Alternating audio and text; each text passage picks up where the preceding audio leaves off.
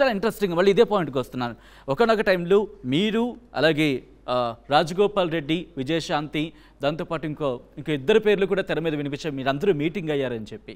ఆ మీటింగ్ తర్వాతే ఒక డెవలప్మెంట్ జరిగింది. రాజగోపాల్ రెడ్డి కావచ్చు, విజయశాంతి కావచ్చు, మీరు కాంగ్రెస్లోకి వెళ్ళారు. అసలు ఏం జరిగింది? ఏం నిర్ణయించుకున్నారు మీ ముగ్గురు లేకపోతే మీ ఐదుగురు మాట్లాడుకున్నప్పుడు? మా ముగ్గురు ప్లాట్ఫామ్ ఒకటే. మా ముగ్గురు ప్లాట్ఫామ్ కూడా కేసీఆర్ని ఓడించాలని చెప్పి ప్లాట్ఫామ్ మా ముగ్గురిది అదే ఉండే.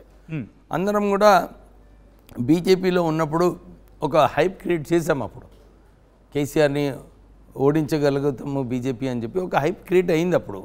కానీ తర్వాత వేరియస్ ఇన్సిడెంట్స్ ఇప్పుడే ప్రేక్షకులు చెప్పినట్టు వేరియస్ ఇన్సిడెంట్స్ వలన ఒక ఆల్టర్నేటివ్ కాంగ్రెస్ ఎమర్జ్ అయింది. ఆ ఎమర్జ్ అయిన తర్వాత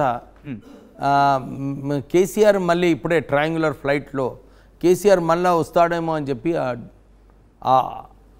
ఏదైతే సర్కమ్స్టాన్సెస్ క్రియేట్ అయినాయో దానివలన మేము ఈ నిర్ణయం తీసుకోవాల్సి వచ్చింది.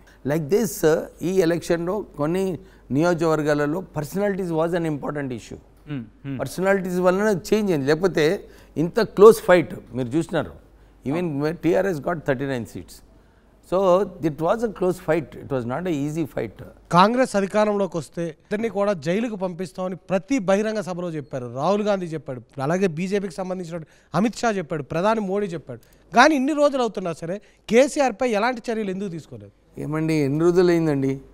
అందరికి అనిపిస్తుంది December 9th నాడు కొత్త గవర్నమెంట్ ఫామ్ అయింది, మినిస్ట్రీ ఫామ్ అయింది. December 3rd నాడు కాంగ్రెస్ గవర్నమెంట్ గెలిచింది. 1 month కూడా 1.5 month అయింది. సో 1.5 monthలో ఏ ప్రభుత్వమైనా కానీ ఇమీడియట్ నిర్ణయాలు ఇట్లా తీసుకోలేదు. ఒక ఎంక్వైరీ వేయాలి, దాంట్లో ఫైండింగ్స్ రావాలి. ఫైండింగ్స్ వచ్చిన తర్వాతనే నిర్ణయాలు తీసుకోవచ్చు. మీరు ఏదైతే అనుకుంటున్నారో ఇంకా డిసిషన్ తీసుకోలేదు, అట్లా డిసిషన్ తీసుకుంటే మళ్ళీ అది ఒక అహంకారపు డిసిషన్ అవుతుంది.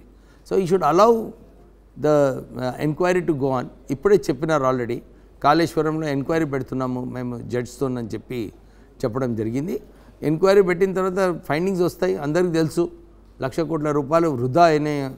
వృధా అయితే మీరు ఆ కాంట్రాక్టర్ని ఎందుకు మార్చట్లేదు? మీరు మొదట్లో కూడా ప్రతిపక్షంలో ఉన్నప్పుడు కూడా కాంట్రాక్టర్ పూర్తిగా కూడా ఆంధ్రాకు సంబంధించినటువంటి కాంట్రాక్టర్ తెలంగాణ సంపదనంతా దోచిపెడుతున్నారని చెప్పినప్పుడు మీరు అధికారంలోకి వచ్చాక ఆ కాంట్రాక్టర్ని ఎందుకు మార్చట్లేదు? ఎక్కడ ఇస్తున్నారండి? అది ఆల్రెడీ కాళేశ్వరం ప్రాజెక్ట్ అయినా పైసలు చేసుకున్నాడు ఆల్రెడీ. ఆ ప్రాజెక్ట్లో ఏదైతే కేసీఆర్కి ఇవ్వాలనో ఏది చేయాలనో అన్నీ కూడా పూర్తిగా అయిపోయినాయి. దాంట్లో ఇంకేం కొత్త కాంట్రాక్ట్ లేదు అక్కడ. సో రాష్ట్ర ప్రభుత్వం ఇప్పుడు కొత్త ప్రభుత్వం ఉంది. కొత్త ప్రాజెక్ట్స్ వచ్చినప్పుడు వాళ్ళు డెఫినెట్లీ దాంట్లో నిర్ణయాలు తీసుకుంటారు. మీరు చెప్పిన పాయింట్ కూడా ప్రజలు ఎట్లా అడుగుతున్నారని చెప్పి కూడా మా ప్రభుత్వానికి మేము ప్రభుత్వం దగ్గరికి తీసుకెళ్తాం. వివేక్ గారు, ఇక్కడ ఇంట్రెస్టింగ్ యాడింగ్ క్వశ్చన్. ఇదే ప్లేస్లో డీకే అరుణ బీజేపీ జాతీయ ప్రధాన కార్యదర్శిగా నిల్చుని ఒకే క్వశ్చన్ అడిగారు కాళేశ్వరం అంశంలో. ఏంటంటే కాలయాపన చేయడానికి మాత్రమే ఈ కమిటీలు, అంతేకాని లేకపోతే సిబిఐ ఎంక్వైరీ నేరుగా వేయొచ్చు కదా, కాలయాపనకి మాత్రమే ఇది చేస్తున్నారు కాంగ్రెస్ అలాగే బీఆర్ఎస్ ఒక్కటి అని చెప్పి అని అర్థం వచ్చేవాడు మాట్లాడారు. మీరేమంటే? నేను ఒక సింపుల్ 4 years నేను బీజేపీలో పనిచేశానండి. 4 years I work very hard for BJP. నేను 4 yearsలో ప్రభుత్వానికి, ఈడీకి, అమిత్ షా గారికి నా గురించి తెలియదా? తెలుసు.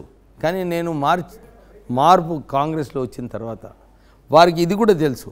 హుజూరాబాద్, జిహెచ్ఎంసి, మునుగోడు, దుబ్బాక్లో నేను కీలకమైన పాత్ర వేసినాను in all different ways. I was the main background man in BJP's growth in those 4 electionsలో. అమిత్ షా గారు కూడా అనిపించింది, అరే రిసోర్స్ఫుల్ ఉన్నాడు వివేక్ అని చెప్పి నా పైన ఈడీ రైడ్ చేయించారు.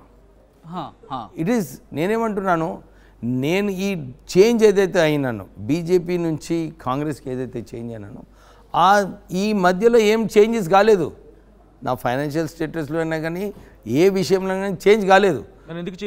కానీ అదే చెప్తున్నాను. అంటే ఏమన్నమాట, నేను పార్టీస్ చేంజ్ చేసినానని చెప్పి నా మీద ఈడీ రేడ్ అయింది.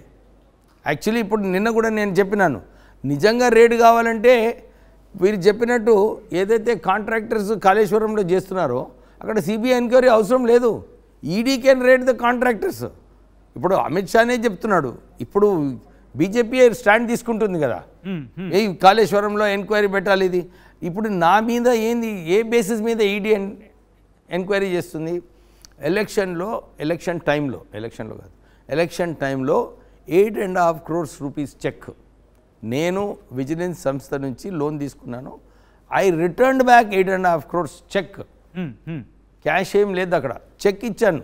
నార్మల్ బ్యాంకింగ్ ఛానల్స్లో క్యాష్ చెక్ ఇస్తే బాల్క సుమన్ కంప్లైంట్ చేయడము, నెక్స్ట్ డే ఈడీ రేడు.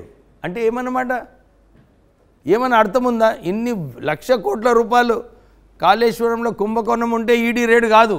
ఇప్పుడే అన్నారు ఆయన, ఆంధ్ర కాంట్రాక్టర్ మీద దోచుకున్నాడు పైసలు, ఇన్ని 1,00,000 కోట్ల రూపాయలు సంపాదించిన పైన ఈడీ రేడు లేదు. కానీ నేను 8.5 crores